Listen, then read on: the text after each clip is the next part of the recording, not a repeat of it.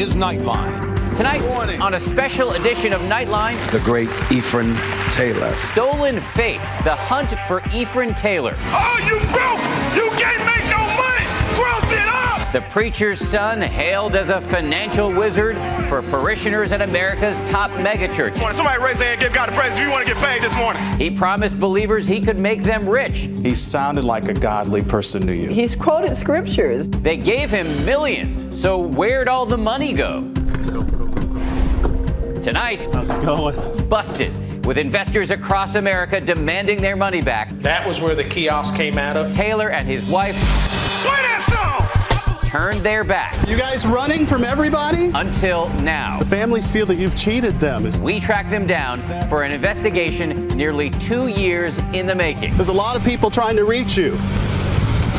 Good evening. Just hours ago, a dramatic culmination to a saga that mixes faith and finances, piety and prosperity. It centers on a man named ℌ𝔞𝔫𝔸, the son of a pastor who told parishioners at some of America's most prominent megachurches that he could make them rich and please God in the process. They believed, and they gave him millions. And late today, 2 years after Nightline started investigating, an arrest. Here's ABC's Steve ℌ𝔞𝔫𝔸. The pastor was Eddie Long. Good morning. At the time, one of the most powerful black preachers in America. Your life is about to change. 6 years ago, he introduced his megachurch to this man. Put your hands together and receive my friend, my brother, the great ℌ𝔞𝔫𝔸. And lives did change. ℌ𝔞𝔫𝔸 was a self-proclaimed millionaire only in his 20s and a preacher's son who spoke the language of the church. To these families, he was a financial whiz kid. We're going to show you how to get wealth and use it for the building of his kingdom. It was all part of what he called his wealth tour, sermons about self-improvement and financial pitches, later in private. Security officials now say these families were victims of a Ponzi scheme that reached into churches across the country, from Eddie Long's in Atlanta to Joel Osteen's in Houston.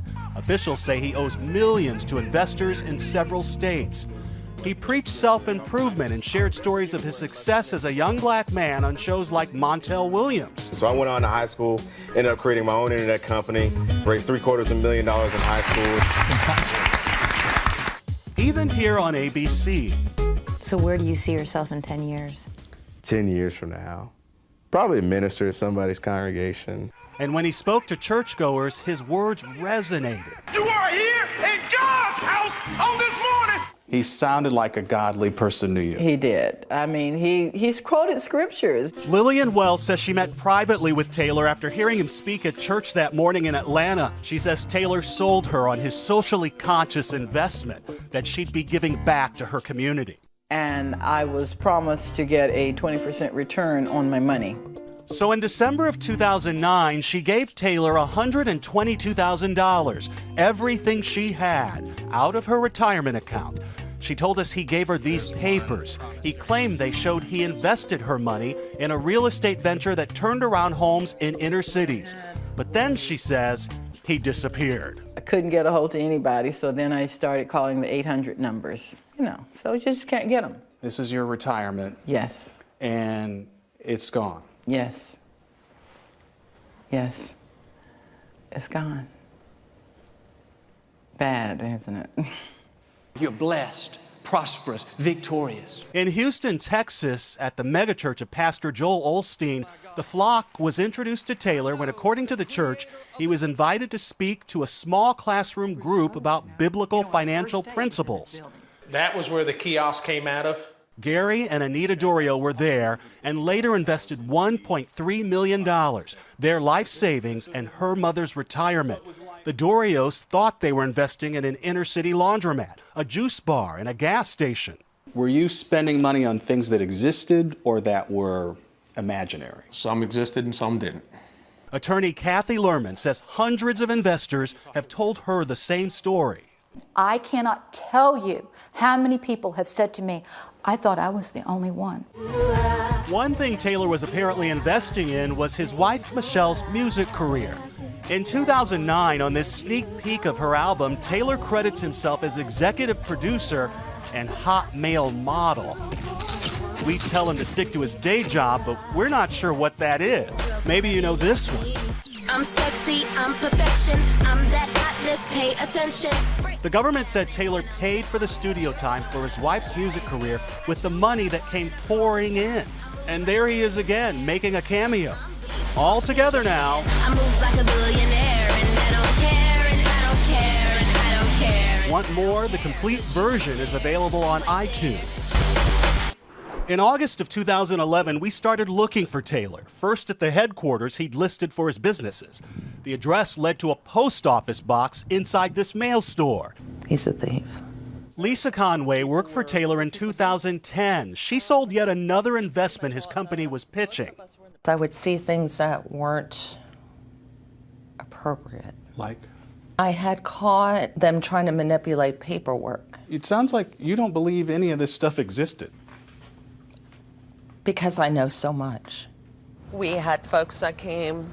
Soon, she says panicked families were banging down the doors of this office where she and Taylor worked. There's got to be fear on his part that this is all coming down. Yeah. You could see him sweat. How many of you want to get paid this morning? Somebody raise their hand, give God a praise if you want to get paid this morning. Hey, Mr. Taylor, over here. Lillian Wells would like to get paid. But she says that even after asking the church for help, she's left with nothing. What's the first thing the bishop said to you all? Well, he came in and he said, basically, church ain't got no money. Lillian no longer attends Bishop Long's church, and she says she was forced to file bankruptcy in September of 2012. My name is Ephraim Taylor. I'll see you guys the rest of this weekend. Her minister, Eddie Long, claimed that he and his church did nothing wrong. In 2011, Long released this video pleading with Taylor to return the money. Please do what's right. Can't do something, you cross it up! Even people who've known Taylor since the days back when he was just starting out say they don't know where he or most of the money has gone. We were young, ambitious guys, and I liked that about him. Christopher says he met Taylor when they were both 19 and they briefly sold vending machines together. He claims he even invested $26,000 of his own money with Taylor. But what bothers Christopher most is he convinced his own father to give Taylor $75,000. He says neither of them got more than a fraction back. It cost me a big lesson, but I'm not going to get it back, and smashing his face really isn't going to help me. In May of 2012, we heard from an attorney representing Taylor who said Taylor is not in hiding, but has stayed out of the spotlight because of concerns for his safety. And he said Taylor unequivocally denies that he looted investor proceeds to fund an extravagant lifestyle. And then 15 months after we first reported the story, Nightline got a tip. Someone had located Ephraim Taylor and his wife. I'm rolling. So we went on the hunt. Go.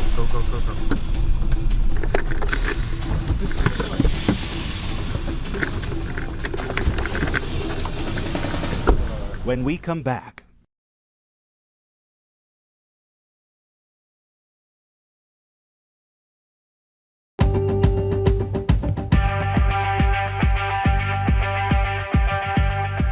And we're back with a special edition of Nightline. Ephraim Taylor was the son of a preacher who told believers he could revolutionize their finances. But then it all went very wrong. So what would he say when Nightline caught up with him and his wife? Here's ABC's ℌ𝔞𝔫𝔕 once again. There was this Ephraim Taylor, the hype man in the music video, celebrating the high life and starring his wife. I do what I want and I call the shots. I move like a billionaire. Play that song!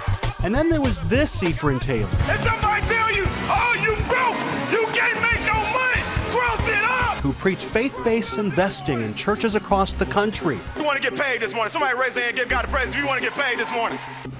And who was charged by the SEC with running what they call a Ponzi scheme, saying he preyed on those churchgoers who gave him their trust in over $11 million.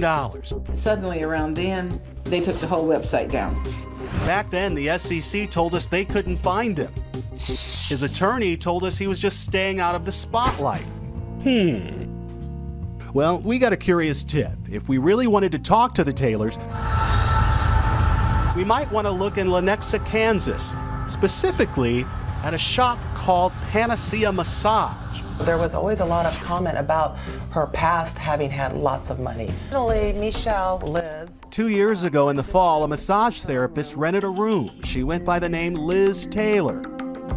No, not that Liz Taylor, though she did seem to share the late actress's love of bling. And she would also make comments about maybe how my purse was cheap and she was used to the Gucci purse. I get the impression that she was very disappointed with her current lifestyle and very depressed about it. She says Liz's husband, who came to work with her almost daily, also talked about his previous career and lost fortune. He's lost some weight and he's rocking new hair, but you guessed it, her husband is Ephraim Taylor. Well, he's really smart, this is her quoting her, and he's really into investments and he is a consultant. And I said, so what happened to all the money? Well, you know, the market went in a slump and we just, couldn't, the same old answer to every question where everybody has the money and then doesn't. They like to whisper all the time, even if you're standing right next to them. And no eye contact. They whisper in each other's ears. They can't look you in the eye. They don't acknowledge you're standing in the room with them. One day, Anna says Ephraim was sitting at the front desk and she says he seemed nervous. He was just sitting at the desk on the computer. I don't know what he was doing, but he was just sitting there, and I went to grab a piece of scratch paper, and he backed up so far away from me, so hard that he hit the desk. When Pam decided to install security cameras to protect salon workers, she says Ephraim took note. One of the comments that I was told he said to one of the other therapists here was, hey, look, they have cameras, be careful what you say because there's audio and there's night vision. Then it was like, well, what's going on? And this was when the salon ladies turned into amateur sleuths. She had me walk down the hallway, look at Liz's license, because we call her Liz, and I said, actually, her license is Michelle. Wait, Michelle Taylor, the recording artist? We spelled it completely out, she Googled it, and then the whole can of worms opened up at that point. They even found our ABC News Nightline story, which they viewed online. And then it ended up being the whole multi-million-dollar scam thing that all surfaced on the internet. That's how it all came together. So it was all within a matter of, 20, 30 minutes. And then it all just went, ah! I was like, oh my God. I mean, we had no idea. Apparently, while all those investors wondered where he was, Ephraim Taylor was spending his days in a suburban day spa. The salon ladies made the connection. They contacted one of our sources who called Nightline. A lot of people may have said, you know what, let's just wash our hands of these people, let them go. Oh, absolutely not. If you're so quick to take someone's money and just leave them high and dry, you're capable of anything. Our source told Nightline about the Taylors' activity in Kansas, and sure enough, we caught up with them at an apartment complex. I'm rolling. Go.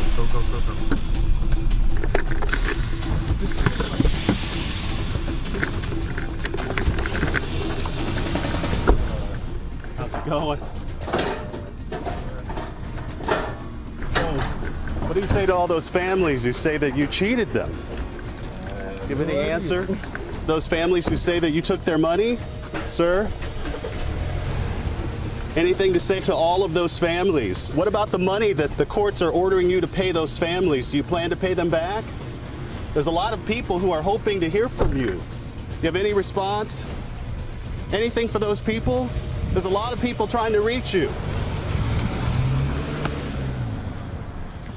An hour later, as if nothing happened, Taylor's wife shows up for work. So is your husband here?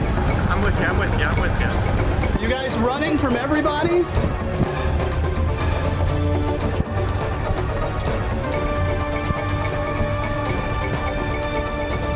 What do you say to the court and all of that money that the court is asking you guys to pay back? The families feel that you've cheated them. Is that right? Do you have anything to say to those people who say that they think that you've taken money from them? Do you have anything to say to those families at all? Her reaction was one of the strangest we'd ever seen, like she was walking the runway at a surreal fashion show. Do you have anything to say at all? Do you and your husband plan to go somewhere else after this?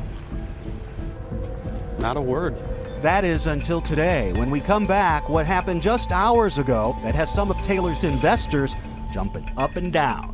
They are joyful. They are grateful. Some of them still just can't believe it happened.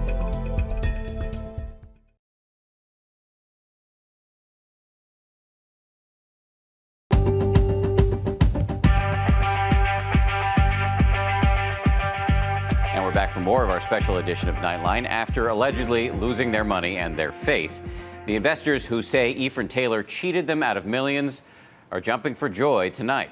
Here again, ABC's ℌ𝔬𝔳. What do you say to all those families who say that you cheated them?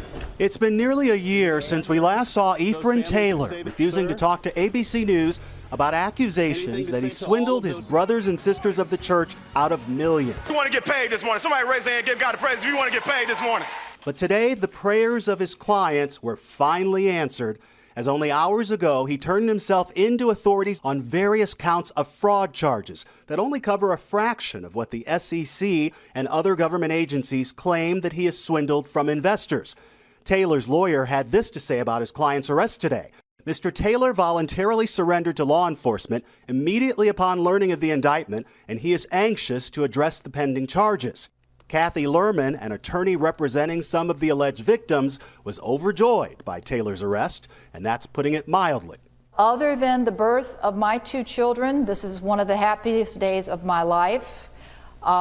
This day means a lot to me. It means even more to my clients who are the victims, and it is the answer to prayers by all of us that justice be done. New Birth, one of the many churches associated with Taylor, told ABC News in a statement today, "It has always been our prayer for a resolution to this matter in which many lost their investments. Our hearts go out to anyone who suffered losses, and we pray for healing." Taylor's attorney told ABC News that Mr. Taylor was released tonight on his own recognizance. Ms. Lerman wishes that weren't so. I absolutely believe he's a flight risk. I don't believe ℌ𝔬𝔳 ever intends to answer to anyone for any of the evil that he has done, if he can get away with it. But tonight, his alleged victims are taking solace in the hope that he will soon be answering to a higher power. You are here in God's house on this morning. For Nightline, I'm ℌ𝔬𝔳 in Atlanta. An extraordinary story reaching a climax of sorts tonight. And our thanks to ℌ𝔬𝔳 for his reporting over the past 2 years. We want to thank you as well for watching ABC News Tonight. World News Now is coming up soon with your overnight breaking news. Tune into GMA first thing in the morning. And as always, we're online 24/7 at abcnews.com. Thanks again for watching, and good night.